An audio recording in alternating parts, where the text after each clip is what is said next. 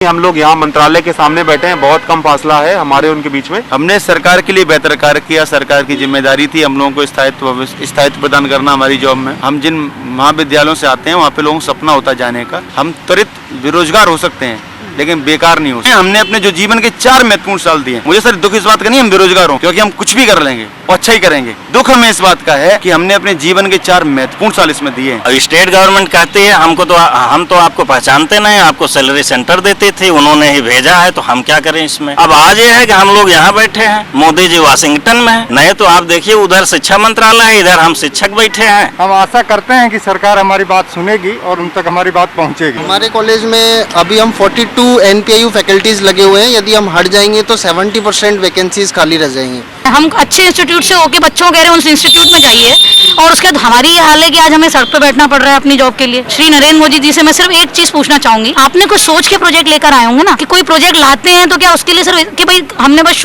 Showcase के लिए तो नहीं था ये प्रोजेक्ट। सुधार हो गया क्या? 3 साल में सुधार हो गया? बस उतने बच्चों के लिए सुधार हो गया, बाकी के बच्चों का क्या? किसी भी देश के विकास के मानक में उस देश की शिक्षा व्यवस्था सबसे शीर्ष पर होती है। यानी कि जैसी शिक्षा व्यवस्था होगी वैसे ही उस देश का विकास होगा, क्योंकि आने वाली पीढ़ियाँ इस बात से नहीं तय होगा कि वो कितनी सशक्त होंगी, कितनी एम्पावर्ड होंगी, कि उनके पास कितना वेल्थ है, वो कितनी मोटी हैं, कितनी तगड़ी हैं, बल्कि इस बात से तय होगा कि वो कितनी शिक्षित हैं, कितनी जागरूक हैं। भारत के लिए बहुत सारे शिक्षा पर प्रोजेक्ट करने की बात चल रही है। प्रधानमंत्री मोदी न्यू एजुकेशन पॉलिसी ला रहे हैं, लेकिन एक तरफ शिक्षा का प्राइवेटाइजेशन करके, शिक्षकों को बेहाल करके लगातार ऐसे नियम बनाए जा रहे हैं जिससे देश की भविष्य संवारने वाले शिक्षकों पर लगातार गाज गिर रही है, उनकी आमदनी घट रही है, वो बेरोजगार हो रहे हैं, हताशा का शिकार हो रहे हैं। दिल्ली यूनिवर्सिटी में हमने देखा था कि किस तरह से 5000 शिक्षकों को निकाल दिया गया था, एडहॉक पे किसी को रखा गया था, उनकी कोई परमानेंट इनकम नहीं थी। उन्होंने प्रोटेस्ट किया और उसके बाद फिर जाके मानव संसाधन मंत्रालय को इंटरफेयर करना पड़ा और उसके बाद दिल्ली यूनिवर्सिटी को झुकना पड़ा। अभी IIT और NIT से पढ़े हुए ये सारे छात्र हैं जो MTech किए हुए हैं, फिर वहाँ से निकलने के बाद ये सारे लोग टीचर बने। गवर्नमेंट स्पॉन्सर्ड जो इंजीनियरिंग कॉलेज होते हैं उसमें ये लोग टीचिंग करते हैं, असिस्टेंट प्रोफेसर का इनको पद मिला था, 3 साल का टेन्योर था। लेकिन उसमें एक शर्त ये भी थी कि अगर इनका परफॉर्मेंस अच्छा रहा तो इनको ऑब्जर्व किया जाएगा, यानी कि इनको परमानेंट बनाया जाएगा। लेकिन अब 3 साल पूरा होने वाला और 1200 के 1200 अध्यापकों को निकाला जा रहा है। पहले पूरा मुद्दा समझेंगे। आप लोगों में से कौन सबसे अच्छे से समझा देगा पूरा मामला? कोई एक आगे आइए, पहले इन लोगों को देख लीजिए, बोर्ड भी देख लीजिए आप। ये लोग प्रधानमंत्री से दरखास्त करने आए हुए हैं और पिछले 1 महीने से दिल्ली के अलग अलग लोकेशन पर प्रोटेस्ट कर रहे हैं, गुहार लगा रहे हैं कि स्टेट गवर्नमेंट इनकी नहीं सुन रही, इसलिए कम से कम सेंट्रल गवर्नमेंट इसमें इंटरफेयर करे और इनकी बात सुने। शिक्षा स्वास्थ्य से रिलेटेड खबरें मीडिया में नहीं चलती है, हमको पता है, क्योंकि सबको मसाला चाहिए, पर मसाले से गुजारा नहीं हो सकता। ओरिजिनल कंटेंट तो चाहिए, सिर्फ मसाला पका के थोड़ी खाएंगे, इसलिए सब्जी भी देखिए। कौन समझाएगा बताइए आप लोगों में से? आप बताएंगे पूरा मामला? आप बताइए, हाँ समझाइए पूरा मैटर। देखिए ये जो हम लोगों की नियुक्ति हुई थी वो एक प्रोग्राम जो वर्ल्ड बैंक के द्वारा वित्त पोषित था, जिसका नाम है technical education quality improvement program. इसके तहत विश्व बैंक भारत सरकार को पैसा देती है और भारत सरकार आर्थिक रूप से जो पिछड़े 12 राज्यों का चयन भारत सरकार ने किया। उन राज्यों के जो सरकारी महाविद्यालय हैं उनमें शिक्षकों का अभाव होने के कारण उसमें केंद्र सरकार ने केंद्रीय स्तर पर नियुक्तियाँ की और उस नियुक्ति के साथ साथ उन्होंने बहुत सारे और भी फंड दिए other than regular classroom teaching. जो वहाँ पे शिक्षक अपॉइंट किए गए उनको बताया गया कि रेगुलर क्लासरूम टीचिंग के अलावा आपको बहुत सारे दूसरे असाइनमेंट्स भी हैं। तो ये एक वर्कफोर्स क्रिएट किया गया to achieve certain set of objectives. उसके बाद इस प्रोजेक्ट की जो रूपरेखा थी वो इस तरह से थी कि 3 साल तक केंद्र सरकार विश्व बैंक की सहायता से आपको फंड करेगी और आपका अप्रेजल भी होगा, परफॉर्मेंस अप्रेजल, और इसमें जो वेल परफॉर्मिंग फैकल्टीज़ निकल करके आएंगे 3 साल के अंत पे उनको स्टेट गवर्नमेंट को एब्जॉर्ब करना होगा, अपने सिस्टम में रेगुलराइज करना होगा। ऐसा एक MOU राज्य और केंद्र के मध्य साइन हुआ था। 3 साल जब समापन की ओर आ गए और इस दिशा में कोई काम नहीं हो पाया, केंद्र सरकार ने कई बार लेटर्स भी लिखे राज्य सरकारों को कि जैसा हमारे बीच में MOU साइन हुआ था वैसा उस दिशा में आप कार्रवाई करें, लेकिन रिमाइंडर्स भी भेजे, उस दिशा में कोई प्रोग्रेस नहीं हुई। तो 5-6 महीने पहले हम लोग फिर आए थे यहाँ पर इस विषय को लेकर के कि हमारे 3 साल समापन की ओर आ गए और हमारा जो MOU था वो इम्प्लीमेंट नहीं हो पाया। तो केंद्र सरकार के जो समय के शिक्षा मंत्री थे उन्होंने उस विषय का संज्ञान लेते हुए हम लोगों को बुलाया, बात करी और इस प्रोजेक्ट को 6 महीने का विस्तार दे दिया था और बोला था कि 6 महीने बाद आपको वापस इस इशू को लेकर के नहीं आना पड़ेगा और हम इस विषय का जो राज्यों के साथ समन्वय स्थापित करके इस विषय को हल कर देंगे। लेकिन अभी वापस से जो 6 महीने थे वो समाप्त होने को आ गए। 30 सितंबर को अंतिम कार्य दिवस है और इस दिशा में कोई प्रोग्रेस नहीं हुई। हम लोग यहाँ पर अपनी आवाज़ उठाने के लिए बैठे हुए हैं। माननीय शिक्षा मंत्री जी मिल लिए, उन्होंने कहा हम राज्य सरकार से समन्वय स्थापित कर रहे हैं, लेकिन इस पर कोई सिग्निफिकेंट प्रोग्रेस अभी नहीं हुई है। कब मुलाकात हुई शिक्षा मंत्री से? शिक्षा मंत्री से मुलाकात हुई थी 5 सितंबर के दिन, जिस दिन शिक्षक दिवस था, और उस दिन उनसे मुलाकात हो पाई थी। तब उन्होंने आश्वासन दिलाया था कि हम जो है बात करें राज्यों से और उनसे राज्यों के साथ समन्वय स्थापित करके कुछ प्रयास करते हैं आपके काम को करने। टाइम तो मांगा होगा आपसे कि इतने दिन में कर टाइम देंगे। उन्होंने नहीं मांगा। हमने जब उनसे पूछा कुछ आश्वासन तो बोले मैं आश्वासन नहीं दे सकता हूँ, बस ये मुझको पता है कि आपका विषय बहुत महत्वपूर्ण है, मैं इसको हल करवाने के लिए आप सभी लोगों के सामने मैं अपने सचिव साहब को देखो निर्देश दे रहा हूँ। उनके सचिव भी उनके साथ थे, उन्होंने निर्देश दिया उनको और उसके बाद से हमारी उनसे बात नहीं हो पाई है। आप लोगों में से किसी से कांटेक्ट कर रहे हैं, वो टच में किसी हैं? से हम लोग टच में नहीं, हम लोग यहाँ मंत्रालय के सामने बैठे हैं, बहुत कम फासला है हमारे उनके बीच में, और लेकिन हमारी बात उन तक सही से मतलब वो लोग अभी कल जरूर मीटिंग हुई थी बहुत हमारे प्रयास के बाद, तो उनका वही जवाब है कि हम राज्य सरकारों से बातचीत कर रहे हैं, जबकि समय बहुत ही सीमित है, सिर्फ कुछ ही दिन रह गए हैं अभी कंप्लीशन होने में, कोई सिग्निफिकेंट प्रोग्रेस नहीं हुई है इस पर। तो अब तो मीडिया तो आप लोगों को दिखा नहीं रही है, तो आप लोगों का मुद्दा सॉल्व कैसे होगा? मुद्दा सिर्फ हम लोग निवेदन कर रहे हैं सर से, और सर हमारी जो बातें हैं सर को मालूम है अच्छी तरह से। सिर्फ हम लोग रिक्वेस्ट कर सकते हैं कि अच्छी तरह से कि सर हमारी बातें सुने और इसे सॉल्व करने का कोशिश करें। यही हमसे हमारी कहाँ से हैं आप? हम हैं सर जीसी रायपुर में कार्यरत हैं, पर्टिकुलरली हम बिहार से हैं। एमटेक कहाँ से किए थे? हम एमटेक आईआईटी धनबाद से किए, वहीं से पीएचडी परस्यू कर रहे हैं। पीएचडी भी परस्यू कर रहे हैं। तो देखिए ये सारे लोग गवर्नमेंट इंजीनियरिंग कॉलेज में पढ़ाते हैं और इनकी ये हालत है कि अभी 5-6 दिन की सर्विस बची हुई है आपके पास, इसके बाद आप लोग बेरोजगार हैं। क्या करेंगे अगर नहीं होता आप लोगों का एब्जॉर्प्शन, या फिर आप लोगों को एक्सटेंड नहीं किया जाता, बढ़ाया नहीं जाता? देखिए सर, हम लोग 23 दिनों से यहाँ पे हैं, इस तरीके से बैठे हैं, शांतिपूर्वक बैठ रहे हैं। मुझे खुशी है कि आपकी नज़र हम पे पड़ी। दूसरा आपने बोला कि क्या कीजिएगा, 5 दिन की नौकरी बची है, 6 दिन की बची है, 30 तारीख को ख़त्म हो रही है, आज 24 तारीख है। देखिए, हमने सरकार के लिए बेहतर कार्य किया, सरकार की जिम्मेदारी थी हम लोगों को स्थायित्व प्रदान करना हमारी जॉब में। अब वो अपने वादे से मुकर रहे हैं, उनको करना चाहिए था। हमारा पिछली बार जो एक्सटेंशन हुआ था वो इस कंडीशन पे हुआ था कि आपको 6 महीने का एक्सटेंशन हम इसलिए दे रहे हैं ताकि हम एक पॉलिसी पे कार्य कर सकें। मामला निश्चित तौर पर थोड़ा पेचीदा है, 12 सरकारें हैं, 12 राज्य सरकारें हैं, एक केंद्र सरकार है, इन लोगों के बीच में कुछ सामंजस्य बैठाना था। अभी स्थिति है कि दोनों के उसमें हम लोग पेंडुलम की तरह हैं, हम उधर जाते हैं तो वो बोलते हैं इधर जाइए, जब इधर आते हैं तो बोलते हैं उधर जाइए। खैर हम लोग यहाँ पे 1 महीने से यहाँ पे बैठे हैं। दूसरा, हम IIT NIT से पढ़े हुए लोग हैं, हम जिन महाविद्यालयों से आते हैं वहाँ पे लोगों को सपना होता जाने का। हम त्वरित बेरोजगार हो सकते हैं लेकिन बेकार नहीं हो सकते। और दूसरा ये है कि सिस्टम ने हम पे 3000 करोड़ रुपए खर्च किए हैं। हमारी ट्रेनिंग, हमारी ज्वाइनिंग के बाद जो ट्रेनिंग हुई वो IIT NIT में ही हुई है। हर साल 1-2 ट्रेनिंग हमारी होती थी और जिस पे लाखों रुपए खर्च होते थे। तो सरकार को ये सोचना चाहिए कि एक ऐसी मैन पावर जिसको तैयार करने में आपने 3000 करोड़ खर्च करे हैं, एक ऐसी मैन पावर जिसने हज़ारों लैब डेवलप करी हैं, मैंने अपने कॉलेज में 3 लैब डेवलप करी हैं, और उन लैब को हम ही चला सकते हैं एक तरीके से। अगर दूसरी बात ये कि अगर हमारी ज़रूरत ही नहीं थी तो फिर हमें रिक्रूट क्यों किया गया? वहाँ पे हमारे सिस्टम को हमारी ज़रूरत है, लेकिन केवल स्टेट और केंद्र के पेच में ये चीज़ें फंसी हैं। फिर भी रिक्रूटमेंट से ज़्यादा मसला उसमें एक जो मसला आपने जो बात उठाई कि 3000 करोड़ रुपए आप लोगों पे इन्वेस्ट किए गए, तो अगर इन संसाधनों का उपयोग नहीं होगा जो कि देश की बेहतरी के लिए हुआ है, तो उसमें भी सरकार की दूरदर्शिता का अभाव नज़र आता है कि गवर्नमेंट चाहती क्या है। सिर्फ आप लोगों को रिक्रूटमेंट ना देना पड़े, इस वजह से वो अपने 3000 करोड़ भी बर्बाद कर रही है, देश के प्रतिभाओं को बर्बाद करिए। मान लीजिए फिर से ऐसे लोगों को फिर से बनाना हो, फिर से अब तो और ज़्यादा खर्च पड़ेगा गवर्नमेंट को। तो उसमें ये है, देखिए हम पूरा दोष अगर गवर्नमेंट को दे दें तो ये उचित नहीं है, क्योंकि अगर गवर्नमेंट का कोई दूरदर्शी कोई सोच नहीं थी तो हमारा रिक्रूटमेंट ही ना होता, ये प्रोजेक्ट ही ना होता। हाँ, उनकी सोच ज़रूर थी कि इनको बेहतर भविष्य दिया जाना चाहिए, तभी उन्होंने MOU किया था। MOU में लिखा था कि after the project period well performing faculties will be retained, तो ये लिखा था। यहाँ पे बात यह है कि इनकी शिथिलता नज़र आ रही है। ऐसा नहीं है कि उनकी दूरदर्शी सोच नहीं थी, सोच थी तभी MOU हुआ, सोच थी तभी प्रोजेक्ट इम्प्लीमेंटेशन प्लान था। दिक्कत यह है कि ये इम्प्लीमेंट नहीं करा पा रहे हैं, और उस इम्प्लीमेंट के चक्कर में हमने अपने जो जीवन के 4 महत्वपूर्ण साल दिए। मुझे सर दुख इस बात का नहीं हम बेरोजगार होंगे, क्योंकि हम कुछ भी कर लेंगे और अच्छा ही करेंगे। दुख हमें इस बात का है कि हमने अपने जीवन के 4 महत्वपूर्ण साल इसमें दिए हैं। जो प्राइम ईयर्स हमारे साथी मल्टीनेशनल कंपनीज में थे वो मैनेजर तक पहुंच गए हैं। हम इस जॉब में 8 लाख पे ज्वाइन करें, 8,50,000 तक पहुंचे और सीधा अब 0 पे आने वाले हैं।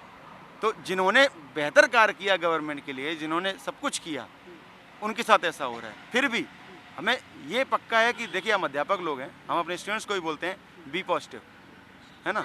हम पे भी पूरा लागू होता है, हम भी पॉजिटिव हैं और हमें पूरी उम्मीद है कि कुछ ना कुछ बेहतर होगा। आपको क्या रीज़न लगता है क्यों नहीं आप लोगों को परमानेंट किया जा रहा है? इसमें इच्छा शक्ति की कमी लग रही है हमें। ना तो सेंट्रल गवर्नमेंट कह पा रही है स्टेट गवर्नमेंट के जिस ढंग से कहना चाहिए, और स्टेट गवर्नमेंट कहती है हम तो आपको पहचानते नहीं, आपको सैलरी सेंटर देती थी, उन्होंने ही भेजा है, तो हम क्या करें इसमें। अगर MOU सेंट्रल गवर्नमेंट के MHRD की है तो MHRD तो बोल सकती है ना कि भाई आपने MOU क्यों किया था। हम थोड़ी बोल सकते हैं, हम तो वहाँ पढ़ाने गए थे इनके भेजे। अब ये क्यों नहीं कह रहे हैं उसको ये जाने। मोदी जी संज्ञान नहीं ले रहे हैं। एक और तो कहते हैं कि हम ब्रेन ड्रेन से ब्रेन गेन को आ रहे हैं। अब हम लोग तो विदेशी ऑफर स्वीकार नहीं किए कि चलो अपने देश में नई सरकार आई है, बढ़िया इनका ध्यान है, हम लोग भी इसमें कंट्रीब्यूट करते हैं। अब आज ये है कि हम लोग यहाँ बैठे हैं, मोदी जी वाशिंगटन में हैं, तो हम किससे जाएं कहने। मीडिया हमारी कवरेज इसलिए नहीं करती कि हम लोग जो है अपने इंस्टीट्यूट का ख्याल रख के कोई ऐसा कार्य करते नहीं कि उनकी भी बदनामी हो, हम भी टीचर हैं हमारी भी बदनामी हो। मसाला नहीं दे पाते। हाँ, तो अब हम मीडिया को भी ज़बरदस्ती नहीं कर सकते। तो आपको बहुत बहुत शुक्रिया है कि आप यहाँ आए हैं। हाँ, नहीं तो आप देखिए उधर शिक्षा मंत्रालय है, इधर हम शिक्षक बैठे हैं, लेकिन वो हमें देख रहे हैं, हम लोग इधर ताक रहे हैं सुबह से। 24 दिन हो गए आज, 24 दिन से चल रहा है प्रदर्शन। आइए इसमें कुछ गर्ल्स भी हैं, हम उनकी भी दिखाते हैं किन किन परिस्थितियों में ये लोग एजुकेट होते हैं। फिर IIT से MTech करना बहुत बड़ी बात होती है, बहुत सारे लोगों का सपना होता है ऐसे कॉलेज में जाना। ये लोग उन सपनों को पूरा करके आए हैं, एक बेहतर भविष्य के लिए आए हैं, और इस देश को एक बेहतर भविष्य देने के लिए ये लोग काम भी कर रहे हैं। जिस प्रोजेक्ट के तहत इनको लगाया गया वो एक बड़ा प्रोजेक्ट था, लेकिन उसके बाद भी देश के संसाधनों का इसको दुरुपयोग ही कहेंगे कि आप 3,000 इन्वेस्ट करते हैं, इन लोगों के 4 साल इन्वेस्ट करवाते हैं, उसके बाद उन संसाधनों की आपको खोज खबर तक नहीं है। तो न्यू एजुकेशन पॉलिसी जो आ रही है, क्या उस पॉलिसी में शिक्षक नहीं होंगे क्या? अगर शिक्षक होंगे तो ये सब शिक्षक कहाँ जाएंगे? आप कहाँ से हैं भाई साहब? मैं सर भिलवाड़ा में कार्यरत हूँ। हाँ। और मैं यूपी से हूँ। यूपी से? कहाँ से MTech किए थे? हमने MTech किया था IIT दिल्ली से। IIT दिल्ली से MTech किए। आप कहाँ से हैं? मैं छत्तीसगढ़ से हूँ और वर्तमान में रायपुर छत्तीसगढ़ में ही अध्यापन कार्य कर रहा हूँ। कितने दिन से? आप भी शुरू से ही लगे हुए हैं? जी, मैं भी शुरुआत से ही। MTech कहाँ से हुआ था? MTech NIT रायपुर से। रायपुर से NIT इनका। अब आइए और लड़कियों को हम दिखाते हैं।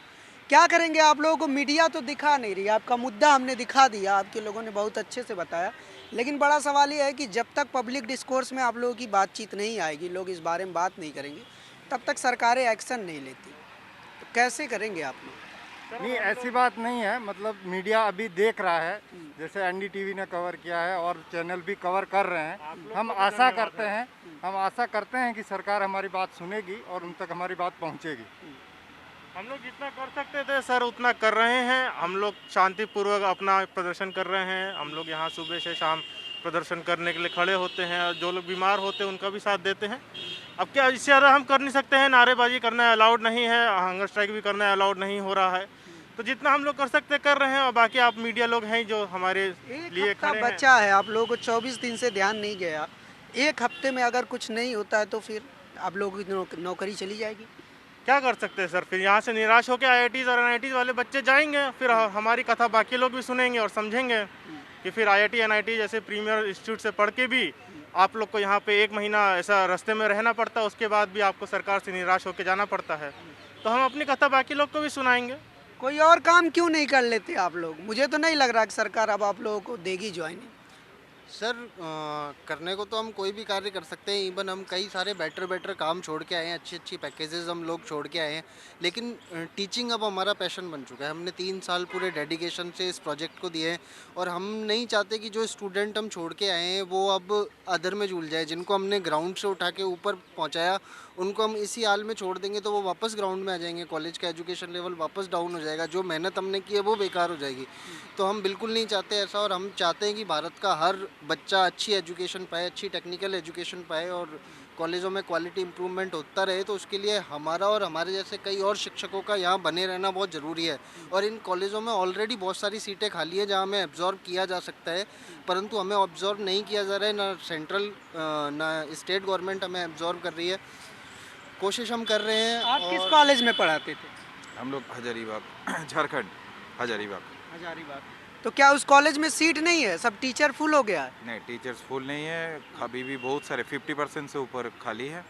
50% से ज़्यादा वैकेंसी। आपके कॉलेज में कितनी वैकेंसी होगी? हमारे कॉलेज में अभी हम 42 NPIU फैकल्टीज़ लगे हुए हैं। यदि हम हट जाएंगे तो 70% वैकेंसीज खाली रह जाएंगी। 70% वैकेंसीज खाली है, फिर भी ऑब्जॉर्प्शन नहीं हो रहा। फिर भी ऑब्जॉर्प्शन नहीं दे रहे हैं। इवन अभी मेल आया था कल परसों एक कि जो इनके जाने के बाद जो बचे हुए टीचर्स हैं वो क्लासेस कंबाइंड करके पढ़े। ऐसे मेल आ रहे हैं अब कॉलेजेस में। ये देखिए, ये हालत है। एक तरफ ऑलरेडी कॉलेजों में टीचर्स नहीं है और जो टीचर्स हैं उनको भी निकाल दिया जा रहा है। धन्य हो ये व्यवस्था। आप देखते जाइए कितने लोग हैं, ये 250 लोग करीब हैं और टोटल 1200 लोग इफेक्ट हो रहे हैं। 6 दिन बाद इन लोगों की नौकरी, आप लोगों की 6 दिन बाद नौकरी जा रही है। कहाँ से आपने एमटेक किया? जी मैंने VNIT से एमटेक किया है। आपने?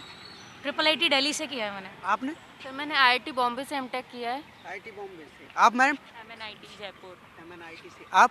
मेरा NIT राउरकेला से एमटेक है। अच्छा, तो अब आप लोगों की तो ख़त्म हो रही है जॉब, 5 दिन बचा है। आप लोग जिन कॉलेजों में पढ़ाती हैं, क्या उन कॉलेजों में वैकेंसी भर गई है? ज़्यादा टीचर हो गए हैं क्या? नहीं सर, ऐसा नहीं है। हम अगर निकल जाएंगे तो वैकेंसी खाली ही रह जाएंगी। वहाँ पर बच्चों को पढ़ाने के लिए कोई डिपार्टमेंट में तो फैकल्टीज है ही नहीं। कितने दिन से आप यहाँ पे कितने दिन से बैठी हैं? सर मुझे आए हुए 2-3 दिन हो गए, बाकी हमारे कंटिन्यूस यहाँ पर 1 महीने से हैं लोग। पीछे आपका घर कहाँ पड़ता है? मतलब किस तरह के बैकग्राउंड से आती हैं? बीटेक कहाँ से किया, एमटेक कहाँ से किया? सर मैंने अपना बीटेक MNIT जयपुर से किया है और एमटेक IIT बॉम्बे से किया है। दोनों इंस्टीट्यूट नेशनल इम्पोर्टेंस के हैं। तो मुझे दुख होता है कि मैंने ये प्रोजेक्ट क्यों ज्वाइन किया। अगर हमारा ऐसे ही 3-3.5 साल बाद ये होना था तो मैंने क्यों ज्वाइन किया? मेरे पास और भी ऑप्शंस थे, मैं वहाँ जा सकती थी, बट तो मुझे बहुत निराशा हुई है ये प्रोजेक्ट ज्वाइन करके, क्योंकि हमारा 3.5 साल बाद भी कुछ फ्यूचर नहीं बन रहा है। यहाँ पर भी हमें सड़कों पर आकर बैठना पड़ रहा है, तो हम क्या कहेंगे? बिल्कुल, कम से कम IIT के बाद तो कोई सड़कों पे नहीं बैठता। इंजीनियरिंग के लिए सबसे बेस्ट इंस्टीट्यूट्स मानते हैं हम NITs और IITs से। हमारा बैकग्राउंड वहीं से है, हम लोगों को यहाँ आके बैठना पड़ रहा है, तो बाकी लोगों का तो क्या ही बोले। क्या करेंगी अगर नहीं होता है आपका एब्जॉर्प्शन? तो हम अब देखेंगे, यही कंटिन्यू करना चाहेंगे। ऑफ कोर्स हम पढ़ाने के लिए मोटिवेट हुए हैं इस जॉब से, हम पढ़ाना चाहते हैं और आगे भी हम पढ़ाएंगे ही। अब देखते हैं रिसोर्सेज कहाँ से मिलते हैं। आप क्या करेंगी? नहीं, वैसे सर मैंने पहले जॉब भी किया है सीमेंस रिसर्च लैब में बैंगलोर में, और उसके बाद गुड़गांव में भी यहाँ जॉब किया हुआ है मैंने स्टार्टअप में, तो एक्सपीरियंस है अच्छा खासा। लेकिन एक बात होती है कि आपने एक प्रोजेक्ट, फ्लैगशिप नाम का प्रोजेक्ट टेक्यूब प्रपोज किया और आपने कहा कि अपॉर्चुनिटी मिलेगी यंग एंथुजियास्टिक अच्छे बेस्ट इंस्टीट्यूट से पढ़े हुए लोगों को, तो ठीक है। हमने कहा कि आई वॉज लाइक कि ठीक है, let's try a government job. इससे पहले मैंने कोई गवर्नमेंट जॉब के लिए कोशिश ही नहीं की थी। फॉर्म भी किया, फिर फिल, और उसके बाद ठीक है गेट क्वालिफाइड होने चाहिए आप, फिर उसके बाद शॉर्ट लिस्टिंग हुई based on merit and all, फिर इंटरव्यू हुआ, फिर उसके बाद आपकी लिस्टिंग हुई, देन आपको ज्वाइनिंग मिली। सब चीज़ों के बाद आपको सिस्टम में आप गए, आपने देखा कि चीज़ें ख़राब हैं। आज हमारे स्टूडेंट्स इतने ज़्यादा गेट क्वालिफाइड हैं, अच्छी इंस्टीट्यूट्स में पढ़ रहे हैं। मेरे खुद के जिनको मैंने 2 साल पहले पढ़ाया था IISc बैंगलोर जैसे इंस्टीट्यूट्स में, हम अच्छे इंस्टीट्यूट से होके बच्चों को कह रहे हैं उस इंस्टीट्यूट में जाइए, और उसके बाद हमारी ये हाल है कि आज हमें सड़क पे बैठना पड़ रहा है अपनी जॉब के लिए। बात ये नहीं है कि हम कुछ और कर नहीं सकते, बहुत आराम से कर सकते हैं, पहले भी कर रहे थे। बट सर आपने अगर श्री नरेंद्र मोदी जी से मैं सिर्फ एक चीज़ पूछना चाहूँगी, आपने कुछ सोच के प्रोजेक्ट लेकर आए होंगे ना, कि कोई प्रोजेक्ट लाते हैं तो क्या उसके लिए सिर्फ कि भाई हमने बस शोकेस के लिए तो नहीं था ये प्रोजेक्ट, कि अच्छे लोगों को चयन किया और उनको बस ला के 3 साल बाद कहेंगे ठीक है आप जाओ। अब हो गया, अब सुधार हो गया है। सुधार हो गया क्या? 3 साल में सुधार हो गया? बस उतने बच्चों के लिए सुधार हो गया, बाकी के बच्चों का क्या, जो आज अभी भी पढ़ रहे हैं, जिन्हें लगता है कि जो जूनियर्स कहते हैं कि हमें अभी भी सुनना है, हम सीखना चाहते हैं। मैं आज यहाँ बैठी हुई हूँ, मेरे स्टूडेंट्स को मैंने बोला है मैं आपको रिकॉर्डेड लेक्चर भेजूंगी। ऐसा नहीं है कि मैं यहाँ बैठी हूँ तो अपना काम नहीं कर रही हूँ, मैं रात में जाके एक लेक्चर रिकॉर्ड करूँगी, वो देखेंगे। और आप मानेंगे नहीं सर, सिर्फ इंजीनियरिंग की है ये इम्पोर्टेंट नहीं है। एज असिस्टेंट प्रोफेसर्स हम बहुत सारी चीज़ें और भी इनकलकेट करते हैं अपने स्टूडेंट्स में। तो मेरा ये मानना है कि मुझे नहीं लगता दोबारा हमें ज़रूरत होनी चाहिए, ये हमारी कोशिश है। जो बेस्ट पॉसिबल गवर्नमेंट को लगता है उन्हें अब एक्सटेंशन नहीं बट बेस्ट सोल्यूशन देना चाहिए। सब कुछ प्राइवेटाइज हो रहा है और आप लोगों को जॉब, आप लोग गवर्नमेंट जॉब मुश्किल है, मतलब जिस तरह से प्राइवेटाइज हो रहा है, एजुकेशन भी प्राइवेटाइज कीजिए ना। प्राइवेटाइज करना इसमें, जैसे जहाँ जिस इंस्टीट्यूट में हम कार्यरत हैं, जहाँ हम वर्क कर रहे हैं, वो एक सेमी फाइनेंस इंस्टीट्यूट है।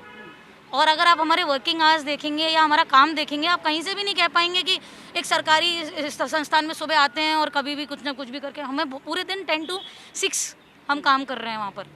और हर तरीके का काम, हम सिर्फ टीचिंग नहीं करते, सारे paper work, documentation, MBA accreditation से लेके सारे एक्रेडिटेशंस का काम भी हम कर रहे हैं वहाँ पर। तो उसके बाद भी अगर सेटिस्फाइड नहीं है आप, क्या चाहते हैं मतलब?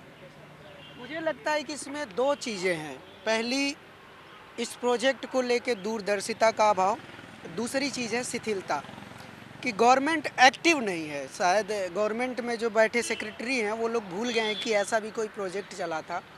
और देश के विकास के लिए ये सारे लोग कितने ज़रूरी हैं, क्योंकि इनको बाकायदा 3000 करोड़ रुपए इन्वेस्ट करके प्रिपेयर किया गया इस बात के लिए कि ये देश के इंजीनियरिंग कॉलेज में जो स्टेट स्पॉन्सर्ड हैं उनमें पढ़ाएं, उन बच्चों को उस तरह की स्किल दें, उनमें लर्निंग कैपेसिटी बढ़े, उन्हें बेहतर भविष्य दें।